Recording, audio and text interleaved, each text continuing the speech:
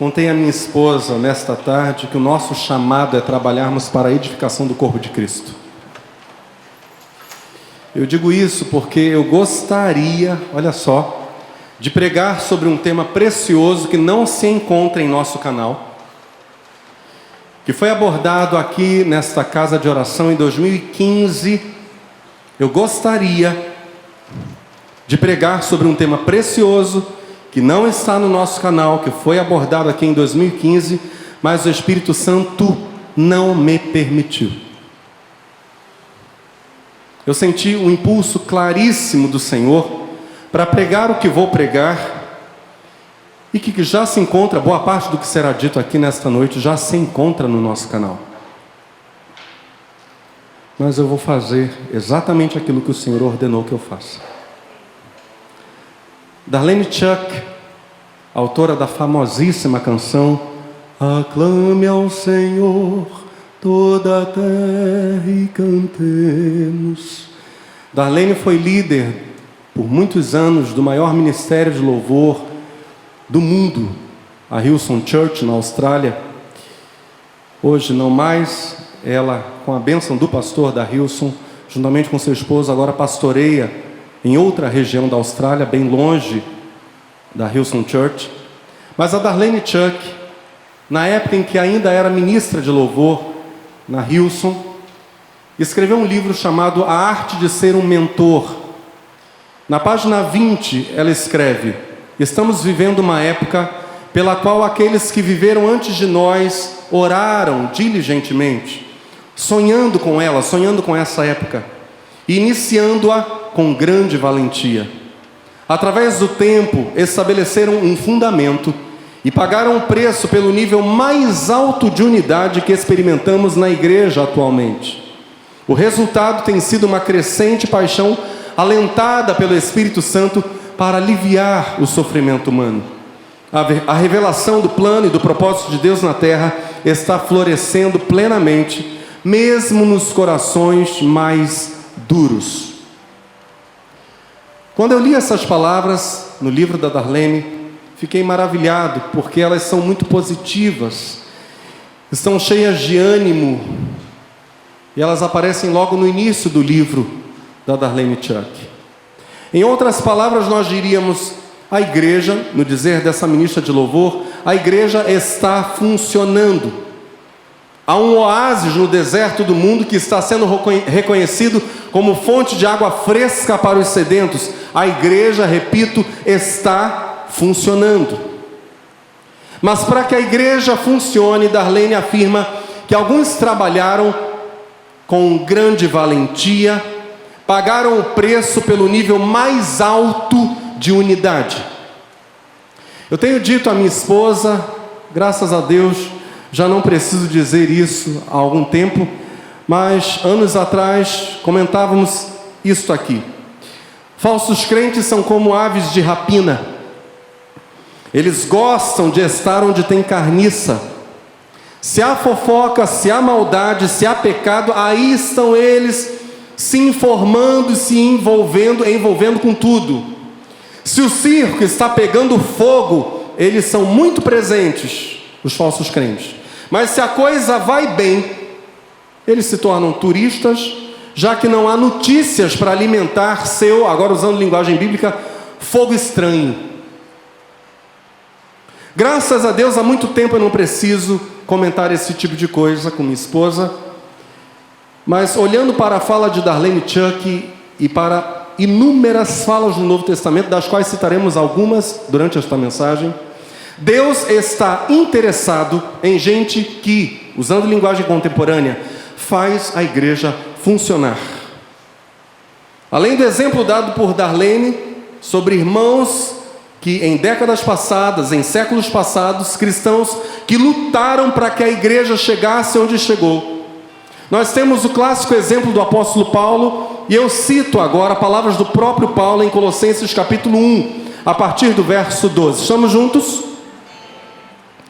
Paulo diz, dando graças ao Pai, que nos fez idôneos para participar da herança dos santos na luz, o qual nos tirou da potestade das trevas e nos transportou, diga comigo, para o reino do Filho, do seu amor. Paulo prossegue no verso 14 dizendo: em quem, ou seja, no Filho, em quem temos a redenção pelo seu sangue, a saber, a remissão dos pecados, o qual, ainda o Filho, é a imagem do Deus invisível, o primogênito de toda a criação, porque nele foram criadas todas as coisas que há nos céus e na terra, visíveis e invisíveis, sejam tronos, sejam dominações, sejam principados, sejam potestades, tudo foi criado por ele e para ele. E ele é antes de todas as coisas, e todas as coisas subsistem por ele. E ele é a cabeça do corpo, da igreja. Vamos dizer isso juntos: Cristo é a cabeça do corpo, da igreja. Paulo prossegue nesse mesmo verso 18 de Colossenses capítulo 1, dizendo: é o princípio, o primogênito dentre os mortos, para quem tudo tenha a preeminência, ou seja, o primeiro lugar, o lugar de destaque. Porque foi do agrado do Pai que toda a plenitude nele habitasse, e que, havendo por ele feito a paz pelo seu sangue, ou o sangue da sua cruz, por meio dele reconciliasse consigo mesmo todas as coisas, tanto as que estão na terra como as que estão nos céus. A vós também, que noutro tempo éreis estranhos e inimigos no entendimento, pelas vossas obras mais, agora contudo vos reconciliou no corpo da sua carne pela morte, para perante ele vos apresentar santos e irrepreensíveis e inculpáveis, se na verdade permanecerdes fundados e firmes na fé, e não vos moverdes da esperança do evangelho que tendes ouvido, o qual foi pregado a toda a criatura que há debaixo do céu, e do qual eu, Paulo, estou feito ministro, ou seja, servo. Verso 24, final desta sequência, Paulo diz: regozijo-me agora no que padeço por vós, e na minha carne cumpro o resto das aflições de Cristo, pelo seu corpo, que é a igreja. Paulo se entende como um servo do evangelho. E mais, ele é um servo que padece, que sofre aflições, no dizer dele mesmo, pela igreja de Cristo. A igreja que o noivo, Jesus Cristo, tanto ama. A esta, Paulo ama também. Se Jesus Cristo morreu, no dizer de Paulo, para agrupar os santos como uma família e apresentá-los unidos a Deus, Paulo estaria absolutamente disposto a fazer o mesmo, se necessário fosse, morrer pela igreja. E no dizer dele, só então ele, Paulo, apóstolo, seria de fato um discípulo, um imitador, um matetes no grego, um imitador de Jesus de Nazaré. Paulo apresenta alguns elementos que distinguem a igreja de todos os demais grupos sociais.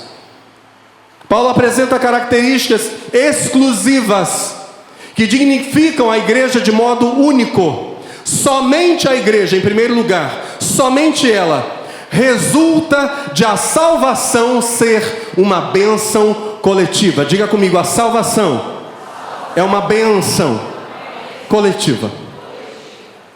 Alguns erram lendo Romanos 14, 12, que diz: cada um dará contas de si mesmo a Deus.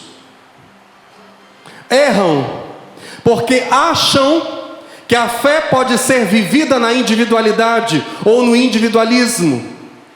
O que eles não sabem é que uma das coisas pelas quais o ser humano terá que prestar contas é sobre como viveu a vida e a fé na coletividade. Essa prestação de contas acerca da fé vivida na coletividade será, olha que ironia, absolutamente individual. A coletividade não prestará contas de como qualquer pessoa viveu sua individualidade, mas cada indivíduo terá de prestar contas sobre como viveu a vida e a fé na coletividade. Se hoje o Senhor te chamar à sua presença, o que você dirá sobre como viveu sua vida em igreja? Quanto? Essa é a pergunta paulina. Essa é a pergunta que o exemplo de Paulo levanta, suscita diante de nós.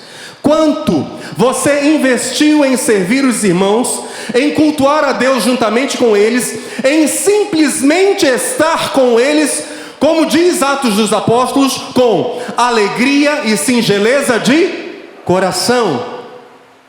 Esse é o dizer de Lucas, em Atos capítulo 2, apresentando o padrão divino, no verso 46 e no verso 47. Vejamos o que diz Lucas, em Atos 2, 46 e 47. E perseverando unânimes, ou seja, com o mesmo ânimo, com a mesma disposição, e perseverando unânimes todos os dias no templo. Quantos dias? E partindo o pão em casa, comiam juntos com alegria e singeleza de coração, louvando a Deus e caindo na graça de todo o povo. E todos os dias acrescentava o Senhor à igreja aqueles que se haviam de salvar. Aos Colossenses, como nós vimos, Paulo escreveu no capítulo 1, verso 12, dando graças ao Pai, que nos fez idôneos para participar da herança dos santos na luz. O termo aqui traduzido por herança, nós sabemos que o Novo Testamento foi escrito em grego do povo, grego koiné, não em português. Português é uma tradução. O termo traduzido aqui por herança é kleros. Literalmente significa um lote, uma porção que consiste numa parte, a parte de um todo maior. É ter uma participação num quinhão, numa herança. A parte de um todo. Kleros. Quinhão é a parte que toca cada um na repartição do todo. É a quota parte. A afirmação de Paulo, em outros termos, então, Colossenses 1,12, dando graças ao Pai, que nos fez idôneos para participar da kleros dos santos na luz, da herança dos santos na luz.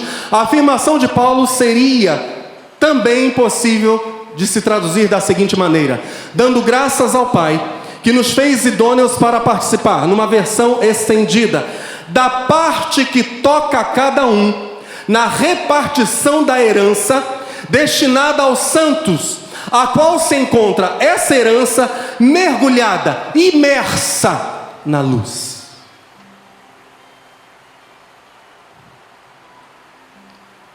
A herança está na luz, porque aquele que é a luz envolve toda essa herança.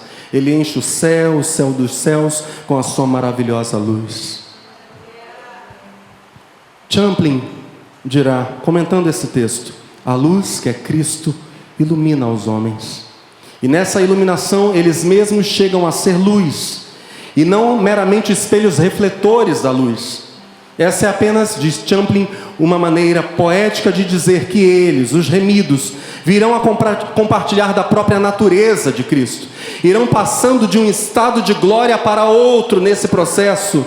E nesse ponto, diz Champlin, os lugares celestiais onde vivem os homens iluminados, os lugares celestiais são chamados luz, porquanto são lugares onde não há pecado obscurecedor, mas tão somente o brilho da santidade e da glória, obviamente, de Deus.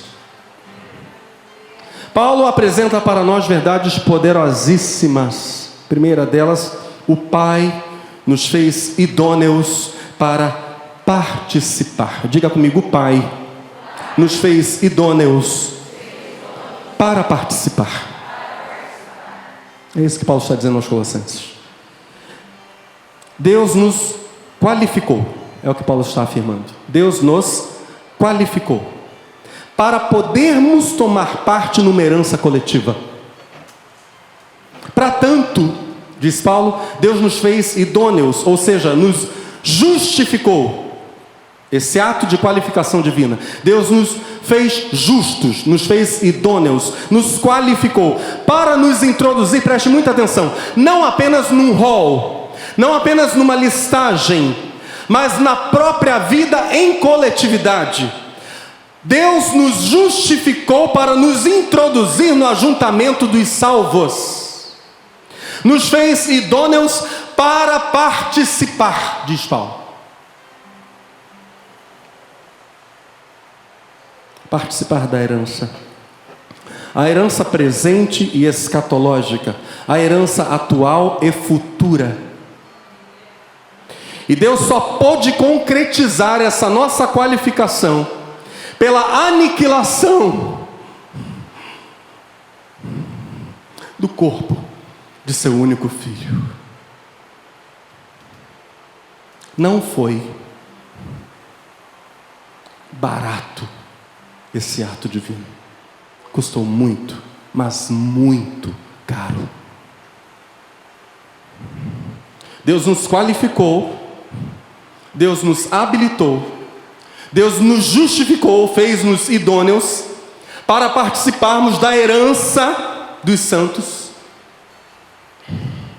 aniquilando o corpo de seu Filho único. Jamais, ao longo do Novo Testamento, o corpo de Cristo é comparado a uma única pessoa. Sempre o corpo é comparado a uma coletividade, aos santos reunidos. Quando se fala de um só, ou de cada crente, diz-se que ele é membro do corpo, não o corpo. O corpo é o santo ajuntamento.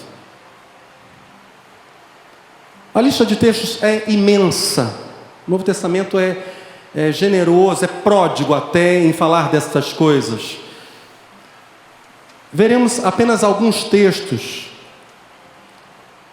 Preste muita atenção. 1 Coríntios 12, verso 27. Ora, vós sois o corpo de Cristo, e cada pessoa entre vós, individualmente, é membro desse corpo.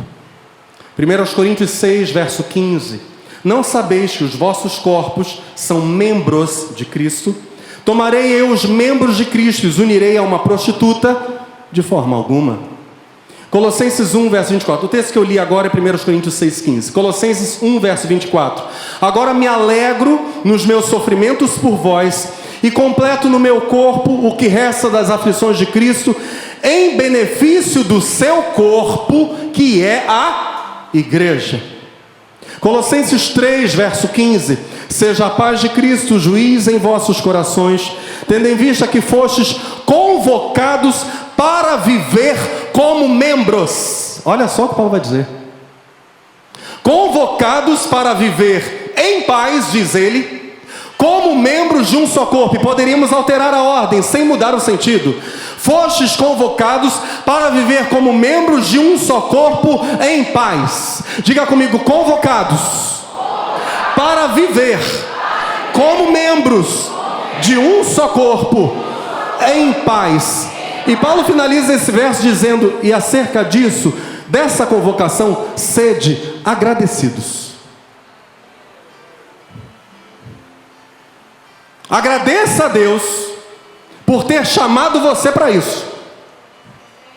Eita, meu Deus, isso é Paulo. Esse é o apóstolo dos gentios falando sobre o sentido de ser igreja. Agradeçam por terem sido convocados. Efésios capítulo 4, verso 12. Com o propósito, diz Paulo acerca dos dons pastorais, ou dos chamados pastorais, os 5 ministérios pastorais. Com o propósito, Deus colocou esses 5 ministérios de aperfeiçoar os santos para a obra do ministério, para que o corpo de Cristo seja edificado. Romanos 12, verso 5, assim também nós, embora muitos, somos um só corpo em Cristo, e cada membro está ligado a todos os outros.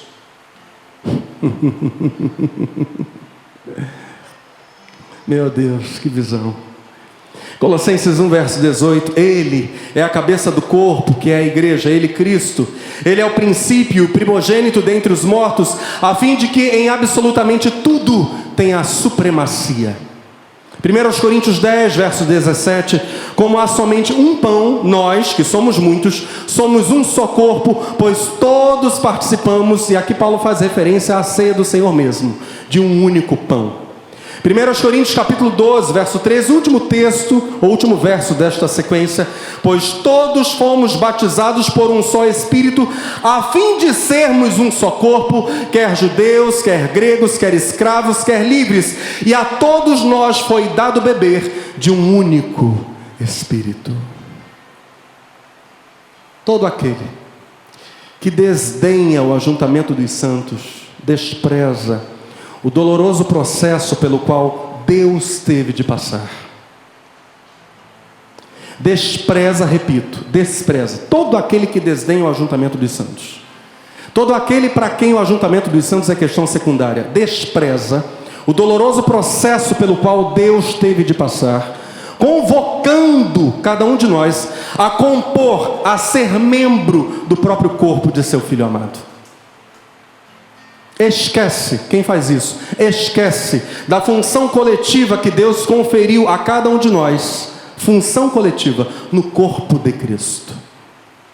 No capítulo 12 de seu livro O Romance Divino, Gene Edwards, que também escreveu um livro, um pequeno grande livro, eu diria assim, extraordinário, chamado Perfil de Três Reis.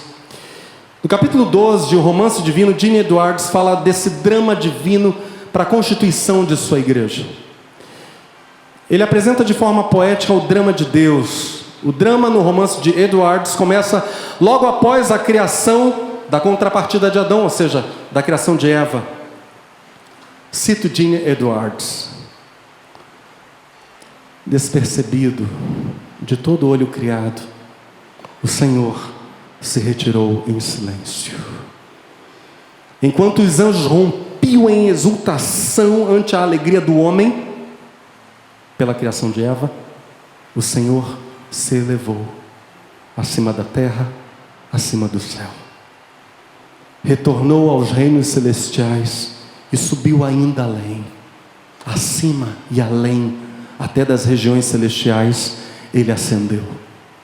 De volta àquele não lugar, fora do tempo, fora da eternidade, de volta para onde ele era tudo, ali, completamente só, como há tanto tempo era.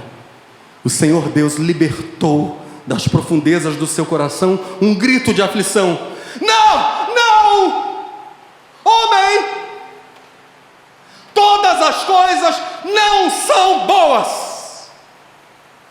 Não é bom que Deus esteja só.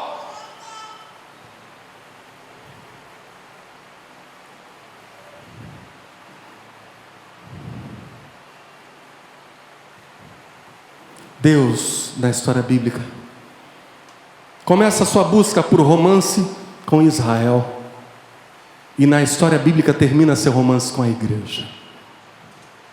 O problema é que uma e outra, Israel e depois a igreja, são dadas ao mesmo esquecimento, ao mesmo abandono de Deus, travestido de fé, de um cristianismo individualista.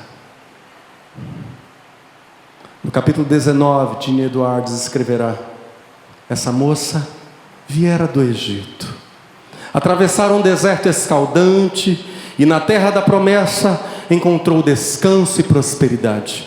Em sua prosperidade, contudo, afastou-se cada vez mais do seu Senhor. Ela estava tão abençoada. Várias vezes ele chamou em sua direção, na verdade, ele clamou em sua direção: volte para mim, volte para mim. Em segundo lugar, Paulo nos ensina que a herança dos santos se destina exclusivamente à coletividade. Diga comigo: a herança é para a coletividade. Preste muita atenção nesse princípio paulino de soteriologia, doutrina da salvação. Cada salvo terá acesso à sua herança somente quando a coletividade for chamada à presença de Deus. Deus leva tão, mas tão a sério a comunhão cristã, que Ele não dará, é o que a teologia paulina vai dizer, Ele não dará a recompensa final a qualquer um que comparecer individualmente à sua presença, ou seja, pela morte.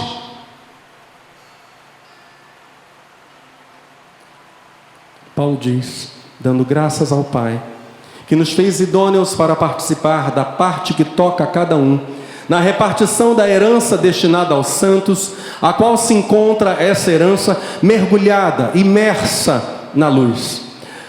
Vamos ver um detalhamento disso na fala do próprio apóstolo Paulo em 1 Tessalonicenses 4, verso 9, e depois daremos um salto para os versos 14 a 17. Quanto porém, diz Paulo em 1 Tessalonicenses 4, 9, quanto porém ao amor fraternal, não necessitais de que vos escreva, visto que vós mesmos estáis instruídos por Deus, que vos ameis uns aos outros. Verso 14, porque se cremos que Jesus morreu e ressuscitou, quantos creem nisso? Amém. Aleluia. Assim também aos que em Jesus dormem, Deus os tornará a trazer com Ele. Ou seja, na volta de Cristo, aqueles que dormiram, morreram, crendo em Jesus, ressuscitam. Volto à leitura. Porque se cremos que Jesus morreu e ressuscitou, assim também aos que em Jesus dormem, Deus os tornará a trazer com Ele. Dizemos-vos, pois, isto pela palavra do Senhor, que nós, vamos dizer isso juntos, nós, os que ficarmos vivos para a vinda do Senhor, não precederemos. Diga comigo, não precederemos os que dormem. Nós não vamos sair na frente para receber a herança. Porque o mesmo Senhor descerá do céu com alarido e com voz de arcanjo e com a trombeta de Deus. E os que morreram em Cristo ressuscitarão primeiro. Depois nós, os que ficarmos vivos, seremos arrebatados, ou seja, arrancados com força, arrebatados juntamente com eles nas nuvens, a encontrar o Senhor nos ares, e assim estaremos sempre com o Senhor. Aleluia. Veja a força dessa declaração apostólica. Nem mesmo os heróis da fé, Abraão, Isaac e Jacó, Moisés, Gideão, que foi citado hoje aqui por minha esposa, Jefité, Sansão e tantos outros, Débora, nem mesmo os heróis da fé já entraram no gozo total da salvação. Eles estão esperando o ajuntamento de todos os salvos, para todos juntos receberem sua parte da herança. É exatamente essa, de modo explícito e preciso, a afirmação do autor da carta aos Hebreus, no final do célebre capítulo que discorre sobre os heróis da fé. O autor aos Hebreus termina, Hebreus capítulo 11, dizendo exatamente isso. Olha o que ele vai afirmar, versos 39 e 40 de Hebreus 11. E todos estes, depois de fazer toda aquela listagem, de contar feitos tremendos dos heróis, e todos estes, tendo tido testemunho pela fé, não alcançaram a promessa, provendo Deus alguma coisa melhor a nosso respeito, para que eles, sem nós, não fossem aperfeiçoados, ou, em outros termos, glorificados, para que eles não experimentassem a glorificação antes de nós. Esse é o plano de Deus. Eles estão aguardando. Somente na volta de Cristo, quando nós subirmos e os mortos ressuscitarem, somente então todos entrarão no gozo da herança, juntos.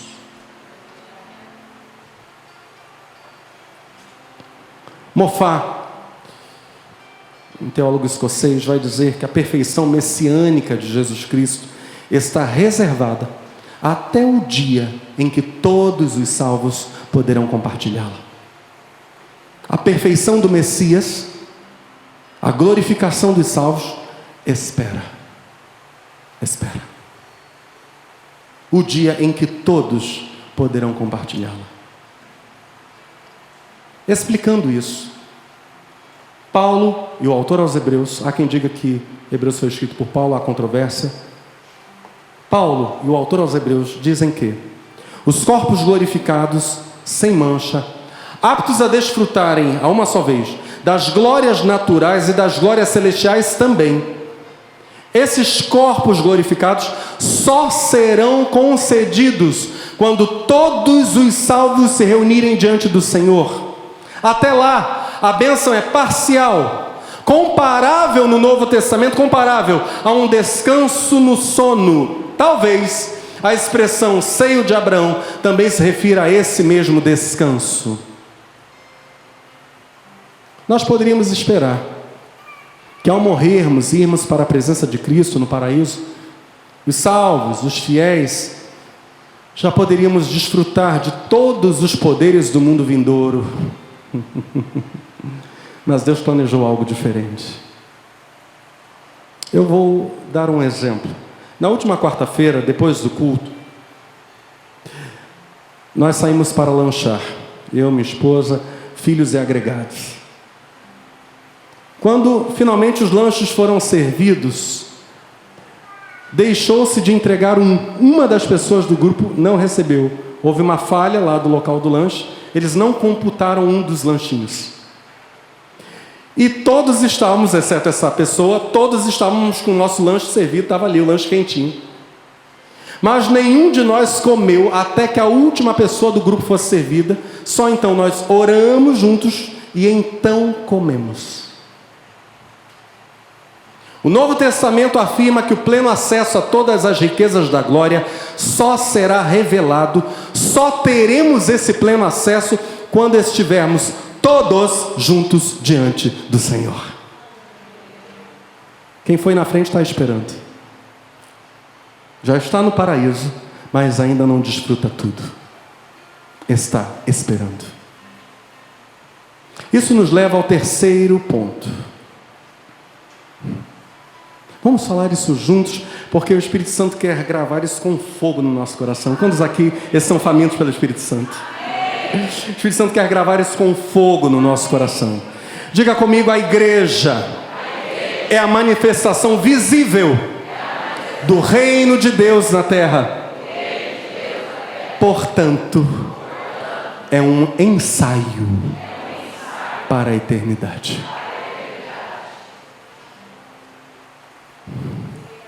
A igreja é um ensaio para a eternidade.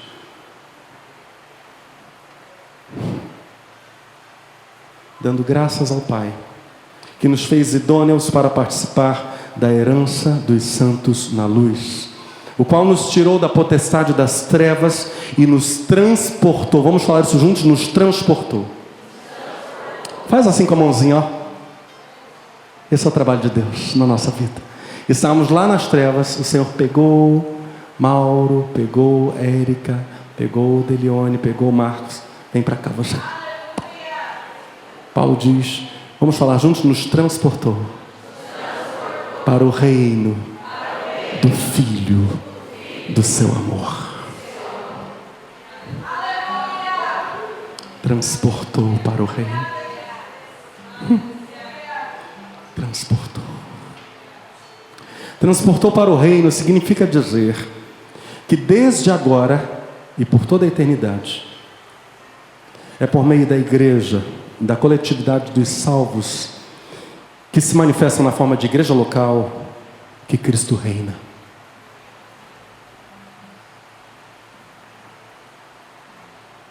Vou repetir. Transportou para o reino do Filho do seu amor significa dizer que desde agora e por toda a eternidade é por meio da igreja, a coletividade dos salvos, que se manifesta na forma de igreja local, que Cristo reina. A verdadeira igreja de Cristo, o ajuntamento dos salvos, é, no dizer paulino, o reino de Deus na terra. É, portanto, na comunhão dos santos que se manifesta a maior glória do Rei, que é Deus. Quando se manifesta? Quando essa maior glória do reino? Hoje. Mas também na volta de Cristo. E também por toda a eternidade. No ajuntamento dos salvos. Somente a verdadeira igreja reunida, diz o Novo Testamento, recebe e receberá para todo sempre as riquezas que estão ocultas na luz. Lembremos-nos que Atos diz expressamente que todo aquele que se converte é unido, é trazido, é transportado pelo Espírito de Deus para junto dos demais cristãos, para a igreja local. Atos capítulo 2, 47, o texto é expresso. E todos os dias acrescentava o Senhor à igreja aqueles que se haviam de salvar. Deixava os dispersos por aí, na sua individualidade, buscando ao Senhor em casa. Negativo. Só se a gente escrever outra Bíblia. A Bíblia diz outra coisa. A verdadeira. A Bíblia diz outra coisa. O Espírito Santo tem um trabalho contínuo. Vem para cá. Se junta aqui. Una-se a essas brasas aqui. Vamos fazer labareda. Vamos incendiar o mundo. Vamos incendiar o mundo, diz o Espírito de Deus. Junta-se aqui a essas brasas. Vamos fazer um incêndio santo. Qual sua contribuição quando os salvos se reúnem? Aliás, quando eles continuamente se reúnem, você está sempre lá. Você é sempre contado ou contada entre os santos? Com o que você pode contribuir para abençoar seus irmãos? E aqui eu não estou falando de dinheiro.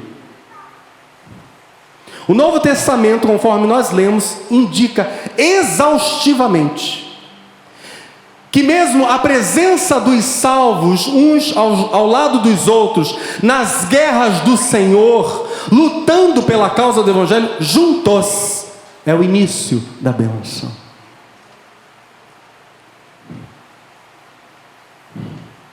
Ao retratar a comunhão entre os santos, escreve o português Camilo Castelo Branco. Olha que coisa linda. O amor de Deus é inseparável do amor ao próximo. É impossível no coração humano o incêndio suavíssimo do amor de Deus. Quando o grito da miséria não desperta no coração a mágoa das aflições do próximo.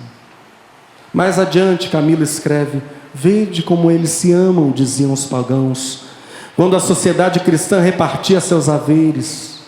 Sem a comunhão dos santos não pode haver cristianismo. Aliás, alguém certa vez protestou: o amor é a única forma de nos sentirmos realmente cristãos. Todos os escritores do Novo Testamento, a exemplo do Salvador, realçaram a comunhão dos santos. Isso é uma das doutrinas fundamentais do cristianismo. No Sermão do Monte ensinou Jesus os seus discípulos a se amarem uns aos outros. De outra forma, não seriam contados entre os seus seguidores. Eu preciso encerrar esta mensagem com um testemunho muito poderoso que foi narrado aqui em 2018. Tudo que eu vou dizer aqui é fato real. Testemunho de Richard Wurmbrand, tremendo homem de Deus.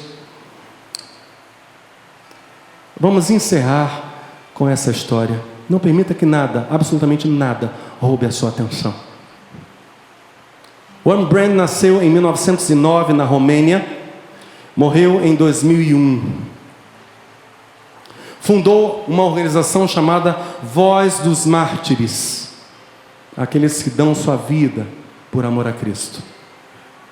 Wurmbrand permaneceu 14 anos preso. Desses 14 anos, 3 foram na solitária, numa cela a 9 metros de profundidade, preso pelo regime comunista da União das Repúblicas Socialistas Soviéticas. Motivo da prisão: pregar o Evangelho. Wurmbrand, nesses 14 anos na prisão, continuou pregando.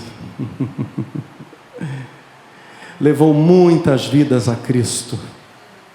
Foi libertado, continuou a pregar e a ensinar. E a sua biografia virou um livro chamado Torturado por Amor a Cristo. Uma obra-prima da fé cristã contemporânea. Ouçamos o relato de Wurmbrand. Ele diz: eu lhes mostrarei não o meu corpo.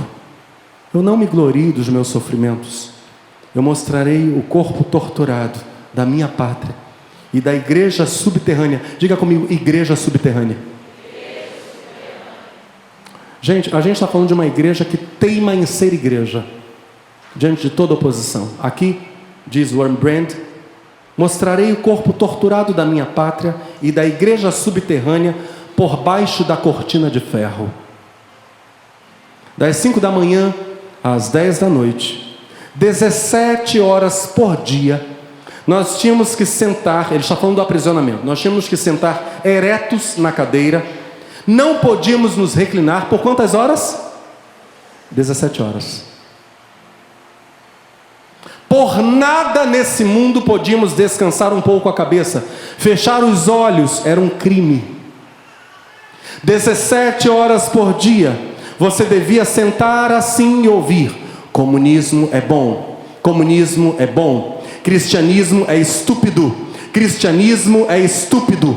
Ninguém mais, preste atenção na acusação de fé solitária, ninguém mais acredita em Cristo, desista. Ninguém mais acredita em Cristo, desista. Isso é lavagem cerebral comunista, que era feita e é feita em países comunistas até hoje. A China que o diga. Wurmbrand afirma: todos esses dias, semanas, anos, nós tínhamos de ouvir essas coisas. Richard Wurmbrand foi torturado para que contasse os nomes de outros cristãos e locais onde eles se reuniam. Locais onde se reuniam para cultuar na igreja subterrânea. Wurmbrand diz no seu livro, Torturado por Amor a Cristo, que ele notou o seguinte: Satanás odeia o ajuntamento dos santos. Ele não tem uma leve antipatia. Não é uma questão pequena, secundária. Ele odeia. Na sua biografia, Torturado por Amor a Cristo, Wurmbrand conta que não deu um nome sequer em 14 anos e não aceitou negar o nome de Cristo em troca de liberdade. Ele prossegue: uma vez, as paredes da cela começaram a brilhar como diamantes. Eu já ouvi Bach, eu já ouvi Beethoven na minha vida.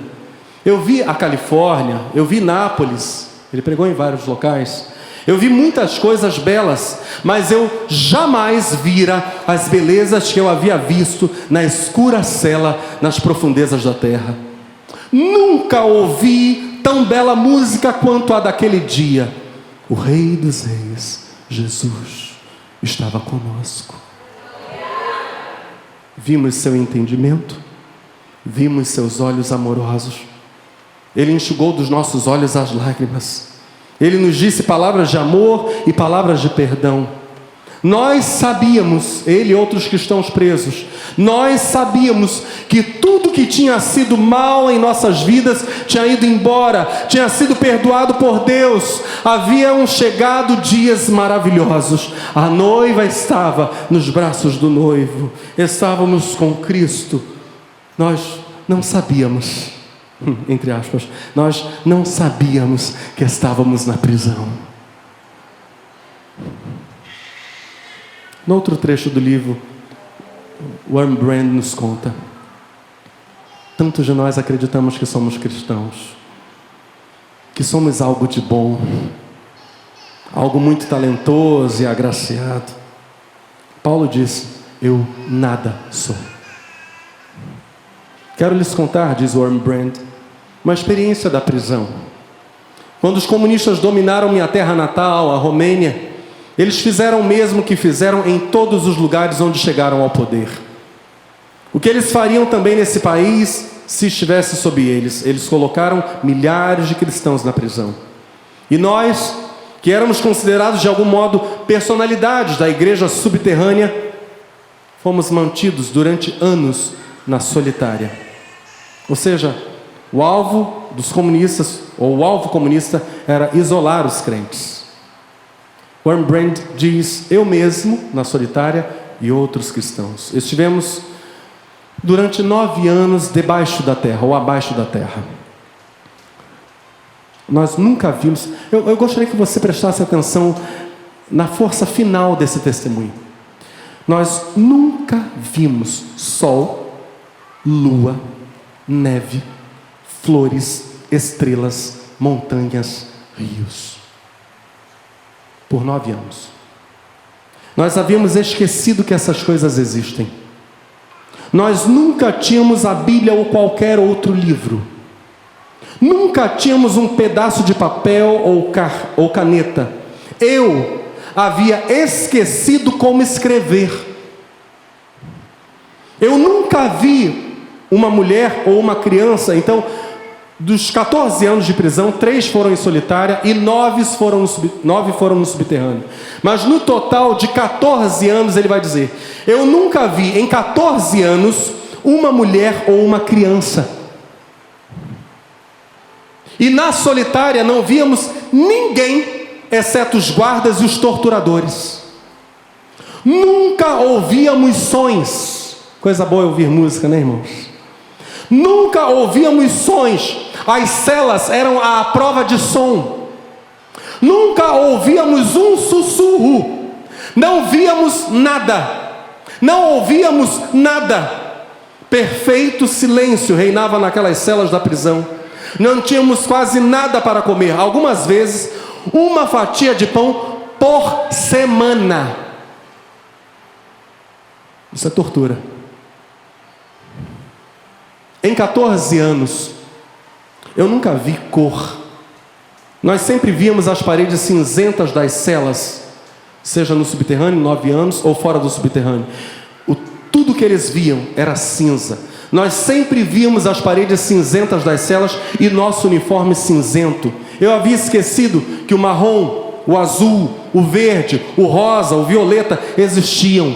Nosso mundo era cinza. Anos se passaram assim, um após o outro. Eu fiquei muito, muito cansado. E disse ao Senhor: Senhor, veja, eu não tenho irmãos, irmãs. Primeira coisa que ele diz: faltavam irmãos em Cristo. Eu não tenho irmãos, irmãs. Não tenho tua palavra escrita. Eu não tenho a santa comunhão.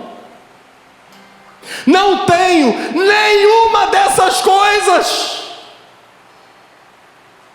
Mas o Senhor falou diversas vezes diretamente às pessoas, mesmo a pessoas muito perversas como Saulo de Tarso, o qual havia sido perseguidor e matador de cristãos. E o Senhor veio e falou com ele. E como eu não tenho ninguém para falar comigo, o Senhor poderia falar comigo esta noite.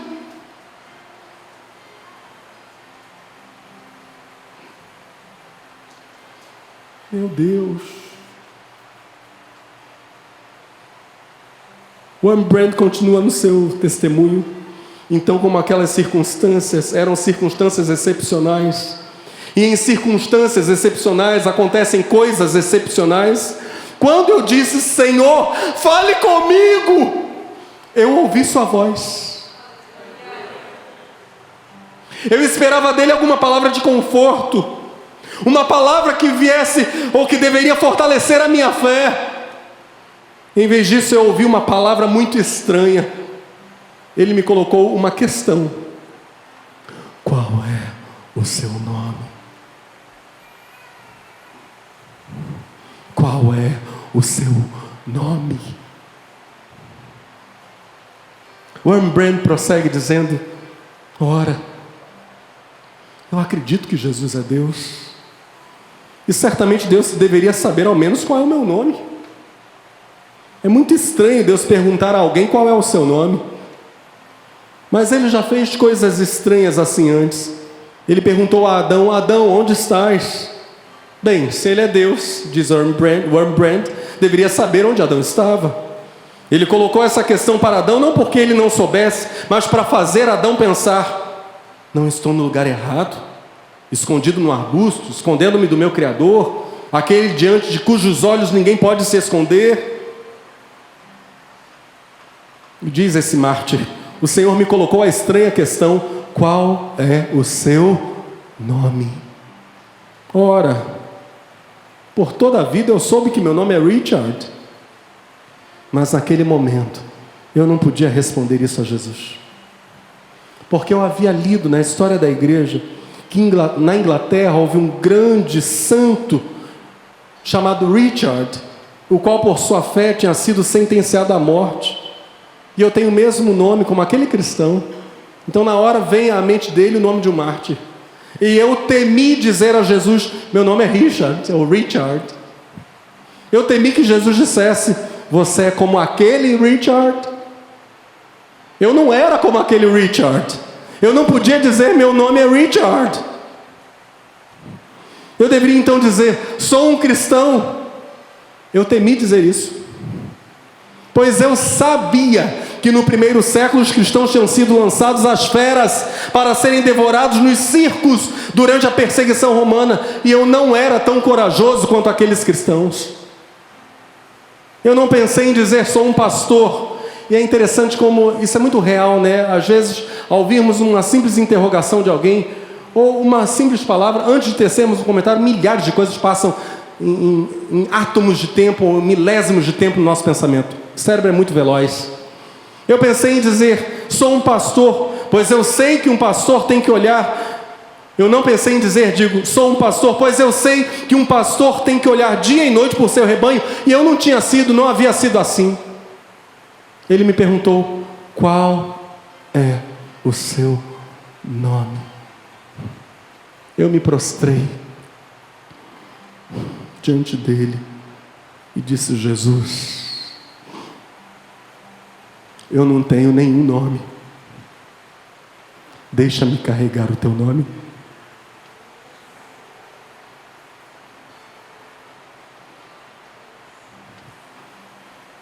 Não tenho nome nenhum, Senhor.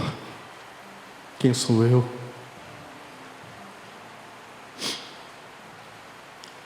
Warren Brand finaliza: é isso que Ele realmente deseja de cada um de nós, vasos de barro. Paulo entendeu isso. Não vivo mais eu. Nem o velho Paulo, nem o novo Paulo. Nem o Paulo perverso que matava cristãos, nem o novo Paulo apóstolo, nem nada disso. A questão não é mais essa, pois o eu foi abolido. Que Cristo viva em mim e através de mim. Em nosso contexto, digamos em alto som: não vivo mais sozinho. Deus me fez. Se me fez, Deus me fez idôneo para participar da comunhão dos santos, justificado pela fé em Jesus para ser membro de seu corpo, membro ativo de sua igreja, fiel súdito de seu reino. Por favor, fique de pé no seu lugar. Nós vamos afirmar isso agora juntos. Diga comigo: não vivo mais sozinho. Deus me fez idôneo para participar da comunhão dos santos, justificado pela fé em Jesus, para ser membro de seu corpo, membro ativo de sua igreja, fiel súdito de seu reino. Que Deus nos abençoe.